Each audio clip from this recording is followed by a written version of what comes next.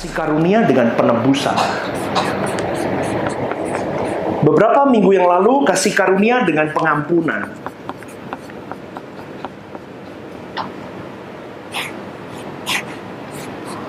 Dalam penebusan.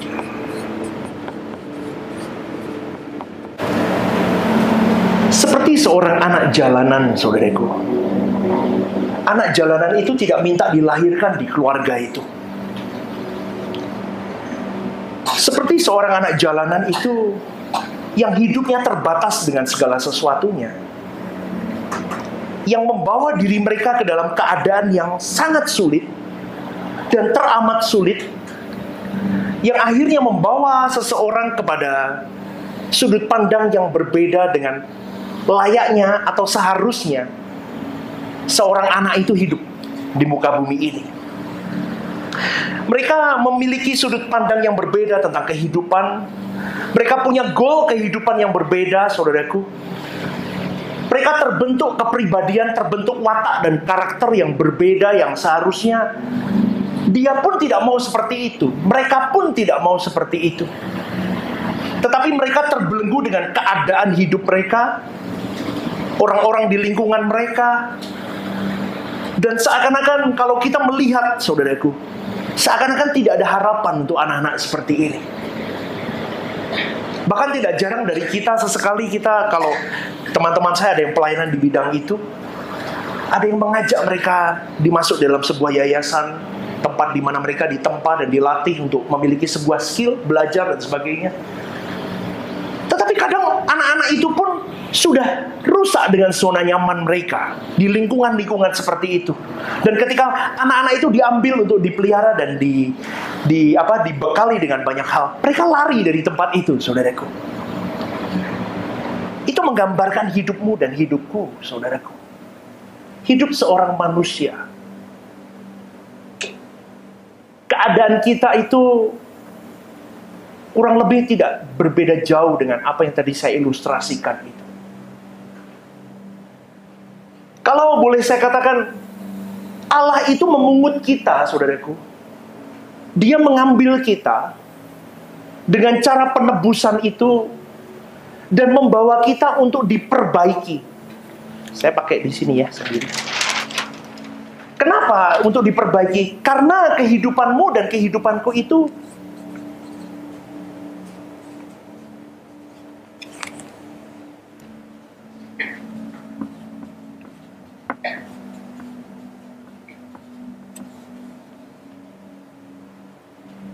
kita masih berada di sini, saudaraku. Kalau engkau dan saya masih belum benar-benar sungguh-sungguh dengan Tuhan dan memaknai penebusan dan pengudusan dari hadapan Tuhan dengan sungguh-sungguh, kita ini masih punya predikat versi lain. Kita belum milik Tuhan. Maka dari itu, saudaraku, kita harus mulai mengerti kalau manusia dengan versi lain, dia tidak berdaya. Seperti tadi saya ilustrasikan. Kita lahir tidak minta di keluarga mana, tetapi kita lahir, kita sudah membawa kodrat dosa. Kita tanpa daya. Dan ketidakberdayaan kita ini membuat kita tidak bisa mencapai kesempurnaan Allah. Dan ketidakberdayaan ini akan membuat kita binasa, saudaraku. Dan ketidakberdayaan ini merusak hidup kita. Karakter kita rusak. Tujuan hidup kita hancur. Tujuan hidup kita rusak. Tujuan hidup yang tidak jelas. Ini kehidupan kita kalau kita masih belum memiliki Tuhan dalam hidup kita. Maka saudaraku, Allah memungut kita. Gambar tangan gimana ya? Ya udah begini deh. Allah mengambil manusia melalui penebusan ini. Penebusan itu artinya diambil atau dibeli, atau barang yang sudah digadaikan ditebus oleh Bapa itu melalui salib, melalui putra tunggalnya ini, supaya engkau dan saya jadi versi Tuhan. Di dalam sudut pandang Allah, saudaraku, penebusan dan pengampunan itu dilakukan tujuannya untuk memperbaiki seseorang. Jadi orang ini ketika berada di sini, dia masih di sini, saudaraku. Stephen Lim menerima penebusan, dulunya rusak hidupnya. Ketika menerima penebusan, dia masih berada di sini. Dia belum versi Tuhan. Dia masih ada di sini.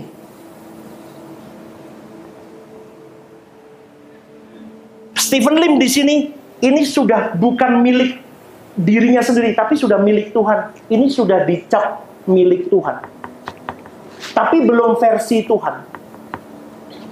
Paham, saudaraku? Sudah dimiliki Tuhan, karena sudah dibayar, kita ditebus, kita sudah posisinya di sini. Seseorang yang sudah diampuni seperti pribadi ini, dia harus memberi diri. Tugasnya adalah memberi diri.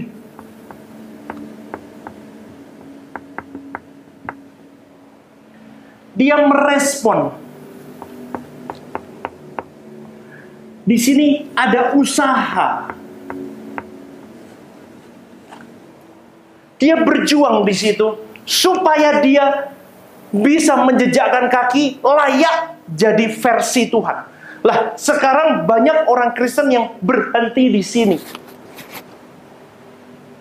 Dan belum sampai jadi versi Tuhan. Ini yang jadi masalah.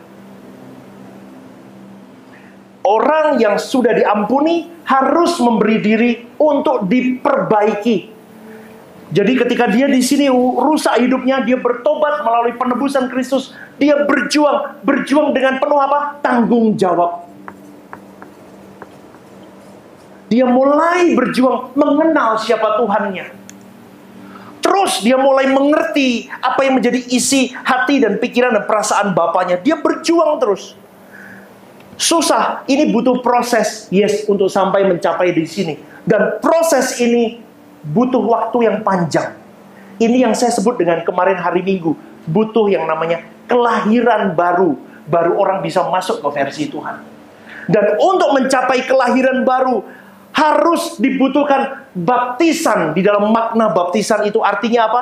Orang harus mati di dalam hari-hari hidupnya. Mati dengan manusia lamanya. Terus ini yang rusak-rusak ini dihancurkan terus melalui pengenalannya akan Tuhan. Dua arah. Terus diproses sampai dia bisa masuk ke versi Tuhan. Dan perjuangan ini yang disebut dengan kekristenan yang bertanggung jawab. Kalau Anda tidak memahami ini, saudaraku, permohonan ampun kepada Tuhan adalah permohonan ampun yang tidak dewasa. Permohonan ampun yang dewasa, yang bertanggung jawab, harus disertai dengan pertobatan dan kesediaan setiap hari dibentuk, dipimpin, dan ditempa oleh Roh Kudus. Karena ketika orang sudah siap, oke Bapa, oke Allahku, aku mau hidup benar. Roh Kudus langsung ikut dalam hidupmu. Dia akan menyertai. Roh Bapa itu menyertai engkau dan saya. Sampai engkau memiliki buah-buah pertobatan di dalamnya. Yang dulunya begini berubah jadi lebih baik. Berubah. Dulu berubah karena takut Tuhan murka. Tetapi sekarang tidak. Aku berubah karena aku sayang Tuhan. Konteksnya sudah beda. Dulu aku memberi supaya Tuhan memberi balik. Sekarang aku memberi karena memang aku mau menyenangkan perasaan Tuhan. Itu butuh proses. Dari kanak-kanak, Kristen kanak-kanak yang memberi untuk diberi, itu kanak-kanak. Sampai ke level memberi karena memang sudah sewajibnya aku memberi, itu butuh proses panjang. Dan itulah yang saya katakan, butuh kedewasaan di dalam mengenal Dia. Dan dengan perbaikan-perbaikan itu, saudaraku, maka cara hidup seorang anak Tuhan akan berubah. Terus akan didandani oleh Roh Kudus. Kalau seperti hari Minggu kemarin saya berkata, ketika engkau membawa Roh Kudus dalam hidupmu, engkau menghidupkan Roh Kristus, maka engkau akan hidup di dalam ketepatan demi ketepatan, sampai timbul roh yang akan membawa dirimu mencapai kepada keselamatan itu. Dan kalau itu sudah sampai di titik itu, tidak ada orang yang sudah sampai di titik itu masih bisa berbuat dosa. Tidak lagi berbuat dosa. 1 Petrus 1 ayat 18-19.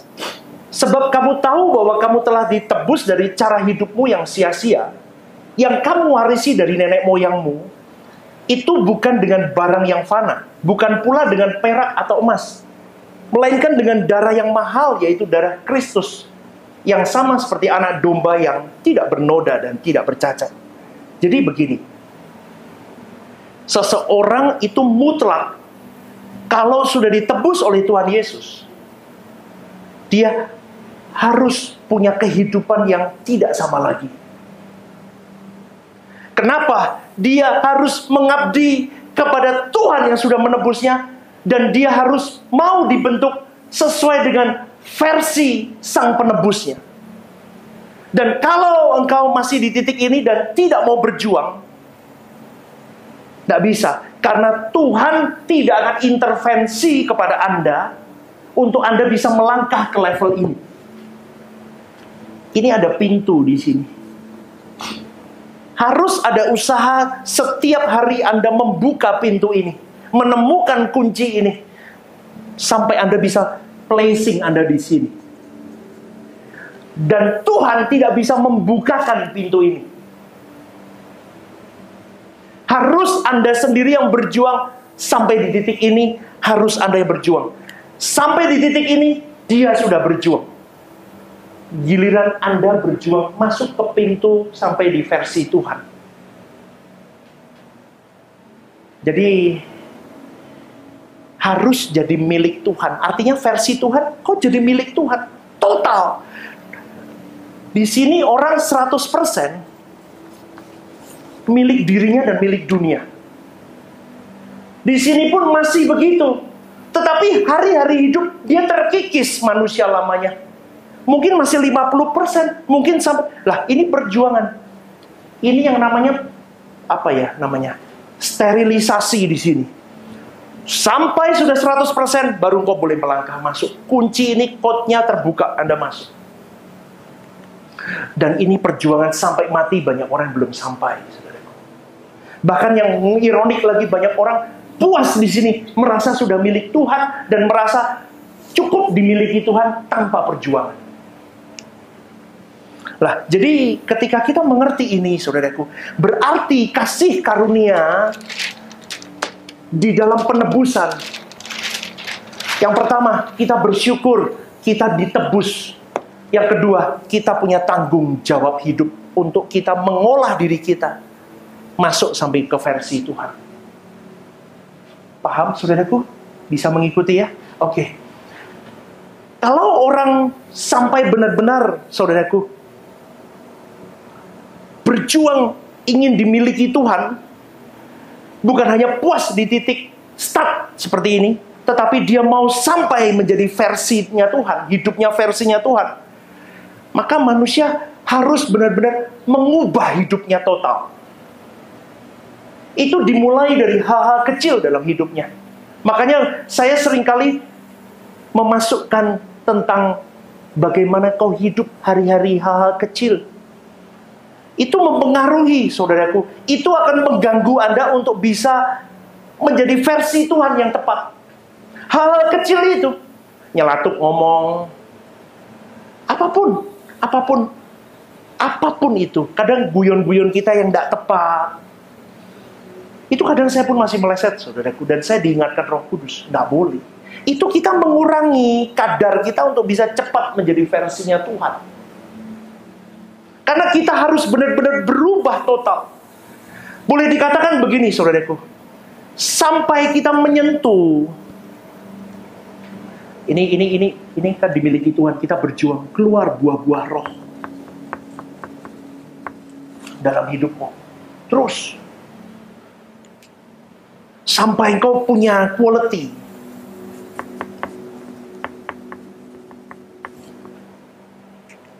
Aku dimiliki Tuhan. Sama atau anak sekolah. Semua, setiap pagi semua berangkat ke sekolah.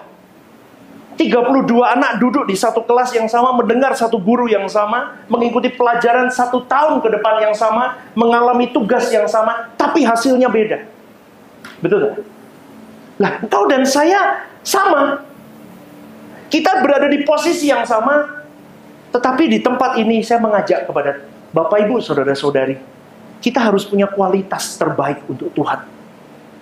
Sehingga percepatan itu bukan percepatan dunia, tetapi percepatan spiritualmu untuk engkau bisa menyentuh di titik masuk ke dalam versinya Tuhan. Kalau sudah sampai di titik itu, kau akan mengalami new life.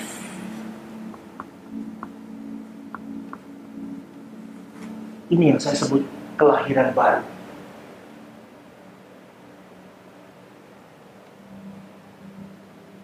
Itu goalnya. Di dalam kelahiran baru ini, kau perjuangkan dalam hari-hari hidup. Engkau umur 40 di sini, engkau mengalami kelahiran baru. Mungkin Tuhan berikan kesediaan sampai 70 tahun. 30 tahun kau berjuang di dalam kehidupan kelahiran barumu. Sampai di titik engkau bisa kembali ke rancangan Allah semula. Maka engkau bisa menjadi korpus deliktinya Bapa. Ini saya renungkan tadi, saudaraku, tadi siang saya duduk, ya. Kalau pakai kalimat bingung, kalau begini tambah bingung kelihatannya ya. Tambah bingung nggak? Tulisannya ruwet begini ya. Tapi betul, saudaraku, orang yang sudah berjuang terus berbuah di dalam roh, dia berjuang, dia tahu sampai di titik dia sepikiran dan seperasaan dengan Allah. Dia akan menghadapi yang namanya hidup baru, kelahiran baru. Dunianya sudah berubah. Kehidupannya hanya untuk memuliakan nama Tuhan. Lah itu, Kristen bukan lagi memberi untuk diberi, memancing Tuhan, atau memanipulasi Tuhan, tetapi lebih kepada I give it to you, my Lord, karena aku mengasihimu, karena hidupku memang milikmu. Maka bisa dikatakan segenap hidup itu baru real di sini.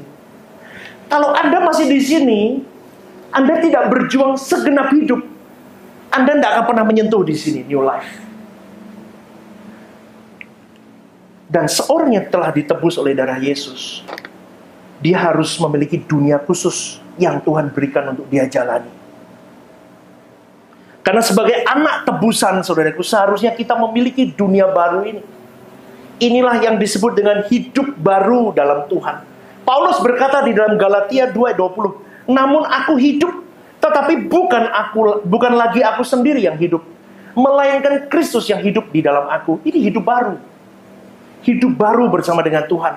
Dan hidupku yang kuhidupi sekarang di dalam daging adalah hidup oleh iman dalam anak Allah yang telah mengasihi aku dan menyerahkan dirinya untuk aku. Dan orang-orang yang sungguh-sungguh mengalami kelahiran baru, dia memiliki hidup yang baru. Amin, saudaraku. Amin.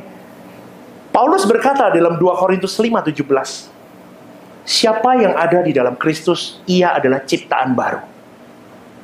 Yang lama sudah berlalu, sesungguhnya yang baru sudah datang.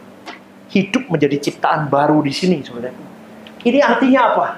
Hidup dalam suasana dunia yang berbeda dengan sebelum hidup dalam Kristus. Dunianya tidak berubah, dianya yang berubah. Dunianya, lingkungannya tetap sama, tetapi dia yang menjadi ciptaan baru, yang berubah. Dulu kalau melihat masalah, dia melihat dari sudut pandang dirinya dengan segala kemampuannya, dengan segala kesombongannya. Tetapi ketika dia hidup menjadi ciptaan baru, dia melihat segala sesuatunya, melihat masalah sebagai intimasinya untuk apa? Oh, ini semua berkat Tuhan.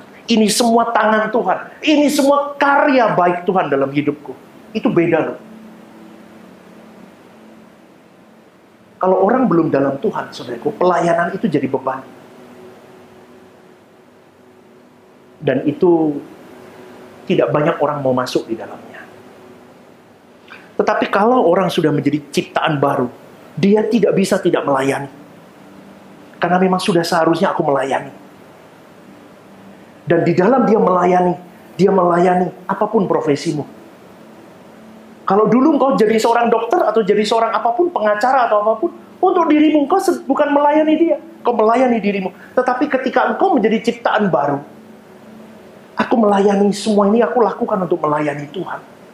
Dan di dalam dia melakukan pekerjaan hari-hari hidupnya, dia tidak hanya standar. Dia apalagi di bawah rata-rata. Orang yang dalam ciptaan baru, pasti dia di atas rata-rata. Amin. Karena firman Tuhan berkata, kalau orang ajak dirimu berjalan 1 mil, berikan dia 2 mil. Orang yang mengalami ciptaan baru, dia tidak akan pernah bekerja di dalam spirit of mediocrity. Suang. Gak mungkin. Apapun yang dia lakukan, dia pasti outstanding. Orang dunia bisa outstanding. Ciptaan baru seharusnya more dari orang dunia. Itu yang saudaraku yang mau saya ajak kepada kita semua. Itulah dunia baru kita. Dunia yang kita persembahkan untuk kesenangan perasaan Bapa kita.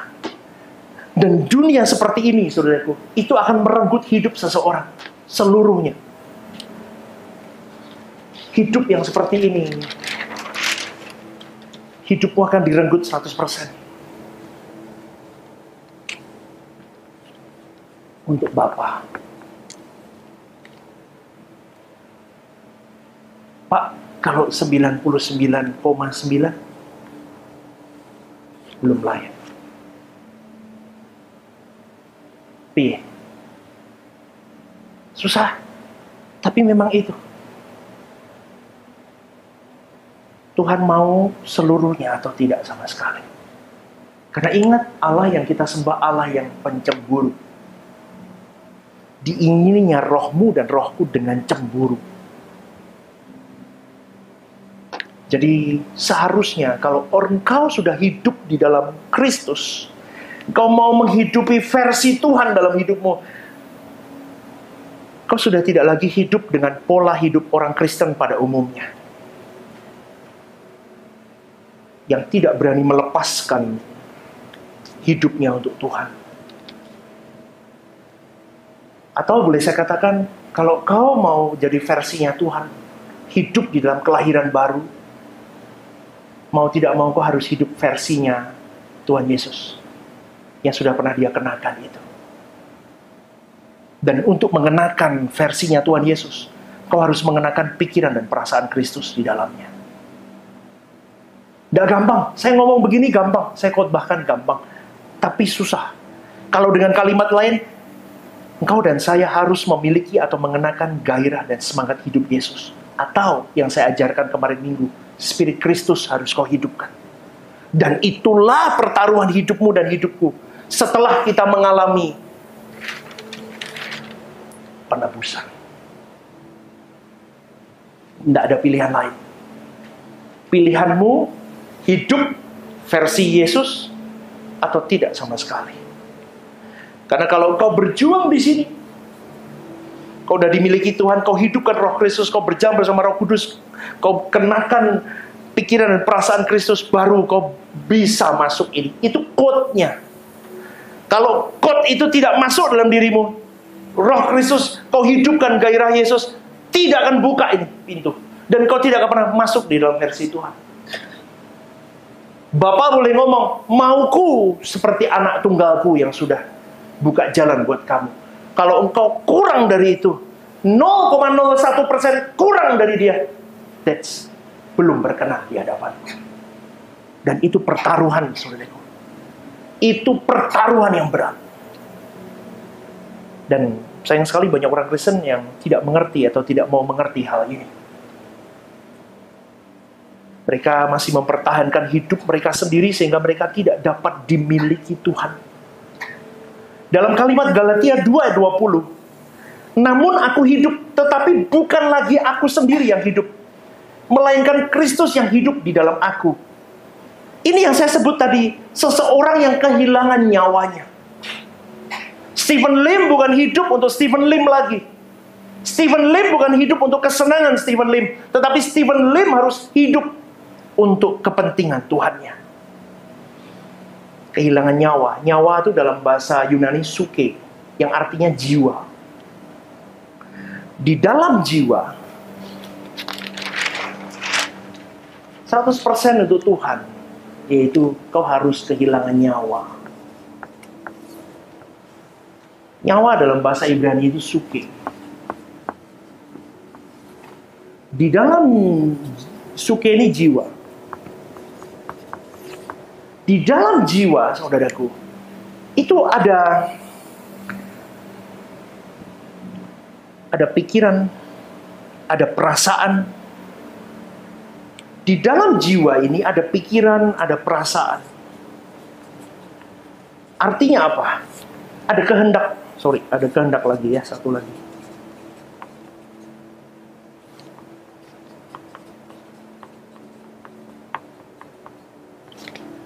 Artinya apa? Ini yang sering setan pakai untuk membobol hidupmu dan hidupku. Ini yang dunia kuasai, saudaraku. Akhirnya engkau tidak bisa dimiliki Tuhan. Tetapi kalau di dalam pengertian kau harus menjadi versi Tuhan, kau harus lahir baru, kau harus mematikan dirimu, dan kau harus dimiliki Tuhan total. Artinya kau harus kehilangan nyawamu. Nyawa di sini berarti kau harus pikiran dunia, perasaan dunia, kehendak dirimu, senang-senangmu semua harus apa tuh namanya ya? Dikurung untuk kepentingan Bapa 100%. Wah, itu susah, saudaraku, tapi harus bisa. Dimulai dari satu kata, rela. Anda belajar hari ini begini, saya pun bisa mengajarkan begini, saya mengerti dengan detail, tetapi kalau tidak ada kalimat ini dalam diri, hati, pikiran, dan jiwa saya, di dalam suke saya, untuk saya rela untuk dikurung sama Tuhan, tidak jalan. Betul nggak? Betul nggak? Saya punya uang, tapi aku tidak rela kasih ke istri saya. Tidak keluar itu uang. Harus kuncinya rela.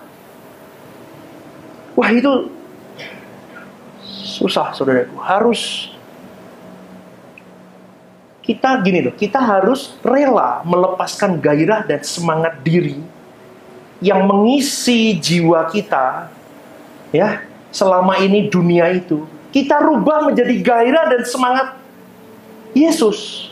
Gairah yang ada pada diriku harus mati dan gairah Yesus harus hidup dalam diriku. Artinya pikiran dan perasaan dan kehendakku harus selaras dengan apa yang Yesus kenakan. Karena dia memberikan 100% untuk Bapaknya. Betul nggak, saudaraku? Jadi engkau dan saya harus sama seperti Yesus ini, dikunci semuanya. Sampai hal kecil, saudaraku, khawatir itu pun sudah leset loh. Bukankah kekhawatiran hidup kita untuk masa depan kita itu satu hal yang melecehkan seorang pribadi Immanuel dalam hidup kita?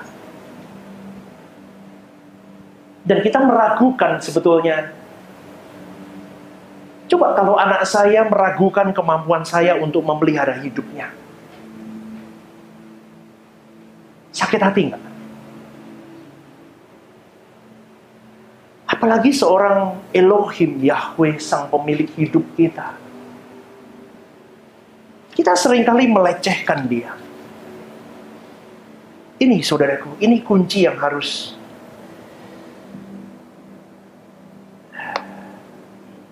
ada satu kalimat begini.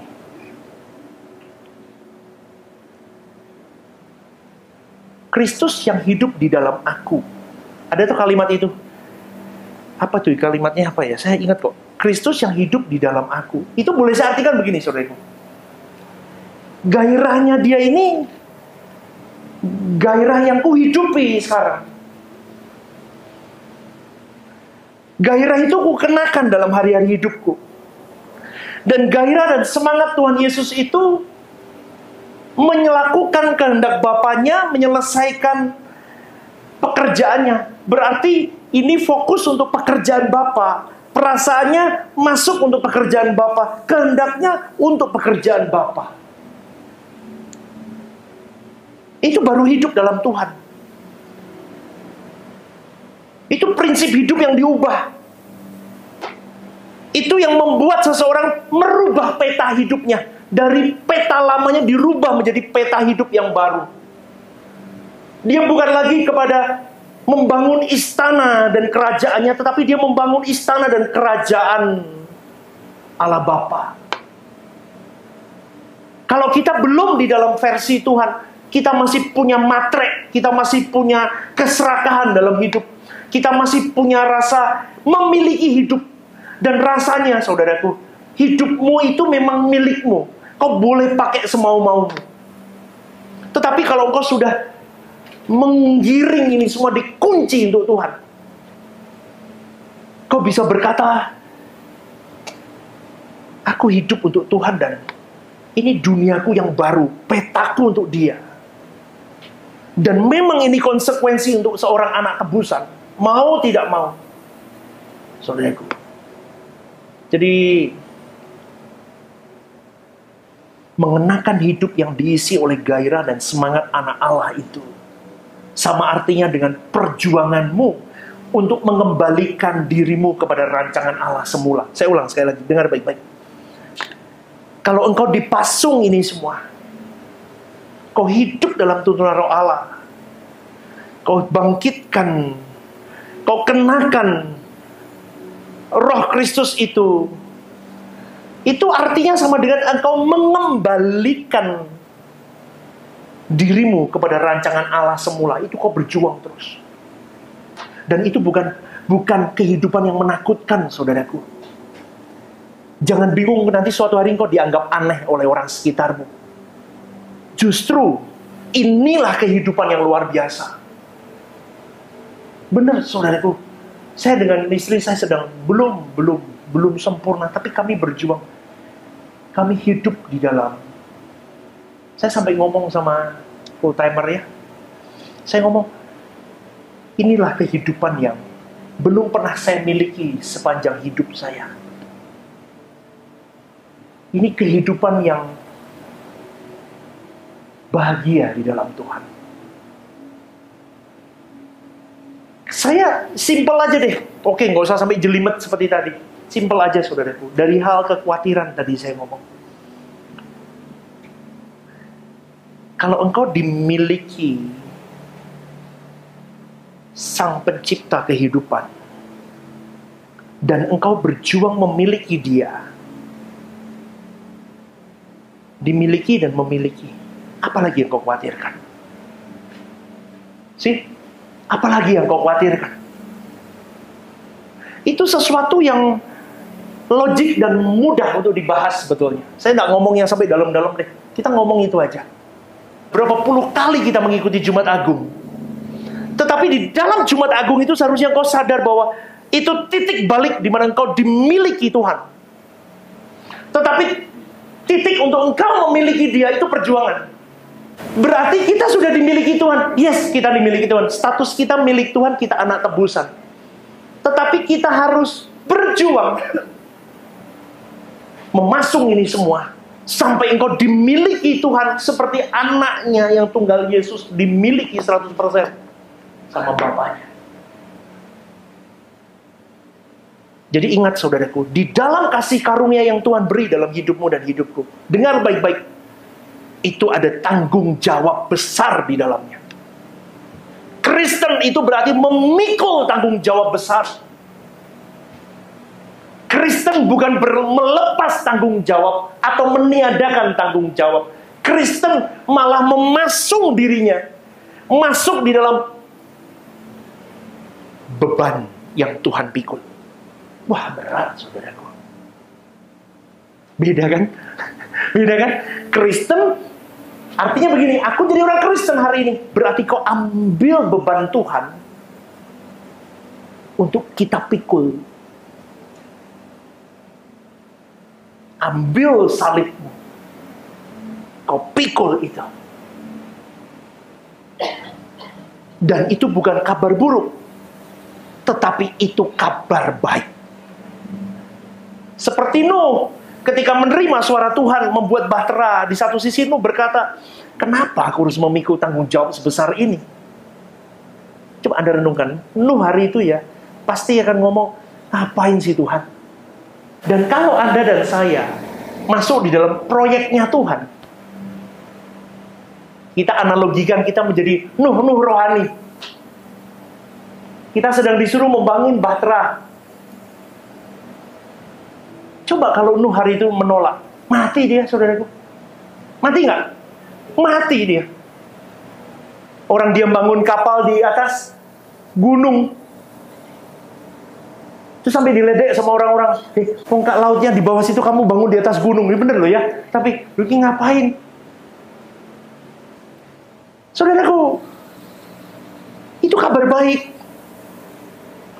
Kita lihat Nuh ya. Dia mendapat kasih karunia untuk diselamatkan bersama dengan orang-orang yang dia cintai. Itulah yang Alkitab katakan. Nuh mendapat kasih karunia di mata Tuhan. Kita tidak selamat untuk diri kita loh, saudaraku. Kita punya beban. Kita mau bawa teman-teman, orang-orang di sekitar kita, keluarga kita, siapapun. Tapi memang susah. Orang kalau yang belum kenal Tuhan sama sekali malah lebih gampang. Orang yang sudah sama-sama Kristen itu susah. Tetapi tidak ada yang tidak mungkin kalau Roh Kudus membuka hati mereka dan kalian tekun untuk memang mau membawa jiwa ini. Tuhan akan mampukan, saudaraku. Jadi dalam hal ini kasih karunia mengandung atau memuat tanggung jawab besar. Ironis jika selama ini yang diajarkan kepada banyak orang Kristen kasih karunia tanpa tanggung jawab. Tidak, saudaraku. Kita harus penuh dengan tanggung jawab. Manusia diberi tanggung jawab untuk hidup sebagai anak tebusan, di mana melalui proses hidupnya sebagai anak tebusan, keselamatan seseorang terwujud dan terpenuhi. Kalau kita rutenya begini nih ya tadi nih, saya ulang nih, tutup nih, saya selesai, saudaraku. Dari hidup yang tidak beres, versi lain, kita tidak berjuang, Tuhan hadir dengan memberi keselamatan melalui anaknya. Kita masuk di dalam milik Tuhan. Di sini kita berjuang menampilkan buah-buah roh, kualitas kita. Buah yang masam dirubah terus sampai buah itu bagus. Ya, Pak Agustinus pernah kasih saya buah enak banget. Buah jeruk itu. Hauce. Bener, saya baru makan buah itu, baru enaknya begitu, baru kali itu. Itu Jaden kalau ngomong, ini buahnya raja katanya. Apa tuh aku ngomong, enaknya koyo apa tuh? Coba. Dicokotin aja. Wih, hojek tenang nih. Coba ini tanya itu, buah apa itu? Wah, enak banget. Sampai buah kita itu seperti itu. Berkualitas. Setelah kita berkualitas terus, kita masuk, kita hidup dalam kelahiran baru, kita berjuang terus, saudaraku. Kita berjuang, kita dipasung dalam hari-hari hidup. Terus kita mengenakan Roh Kristus. Kita mengenakan terus dalam tuntunan Roh Kudus. Itu namanya apa? Perjuangan mengembalikan diri kepada rancangan Allah semula. Matilah kita dan kita mengalami namanya keselamatan. Selesai hidupmu. Ayo suami, istri, anak, teman, sahabat, teman pelayanan, ayo saling membangun sekarang. Sampai kita bisa. Amin. Siapa yang mau berjuang? Angkat tanganmu. Kita bareng-bareng ya. Ya, kita berjuang bersama dan bersyukur kita bisa sampai mengerti hal ini. Anda diberkati Tuhan? Berikan tepuk tangan untuk Tuhan. Yuk kita bagi berdiri. Kita